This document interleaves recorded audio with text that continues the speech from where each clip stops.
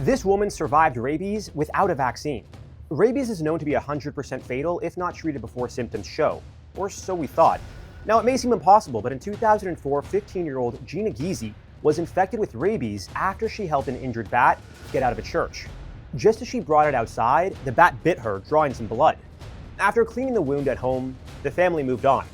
But 3 weeks later, symptoms started to show. Vomiting, weakness, double vision.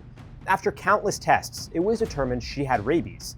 In an act of desperation, a doctor suggested putting her in a coma, which would slow down her brain function and hopefully give her body time to fight off the rabies virus.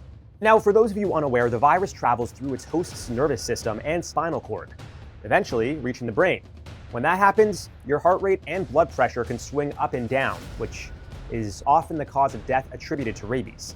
So what the doctor was suggesting here, which would later be coined the Milwaukee protocol, was to hopefully stop the spread of rabies to her brain, or slow it down enough that her immune system, along with antiviral medications, could save her. After 2 weeks, Gina woke up.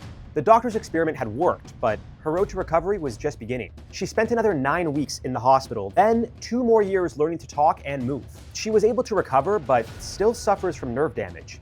And although it worked for Gina, there have been 64 other documented cases where the Milwaukee protocol failed. The medical professionals ultimately agreed that it's not a reliable way to save people infected with the virus. More recently, in 2025, Hamid bin Ismail from Pakistan became the country's first rabies survivor after he was bitten by what many believe was a rabid dog. But there is speculation about whether Ismail was actually infected with the virus, with some sources claiming he had tetanus instead. Here's what I can confirm.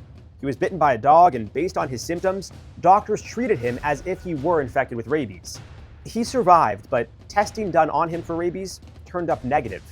Some called it a miracle, others were unsure he had rabies in the first place. As of 2026, the safest and most effective way to survive rabies appears to be getting a vaccine immediately after infection.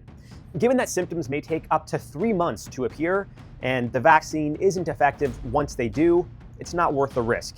If you're ever bitten by any animal, get medical attention, and depending on the details about the animal that bit you and the bite itself, a rabies vaccine may be required just to play it safe, even though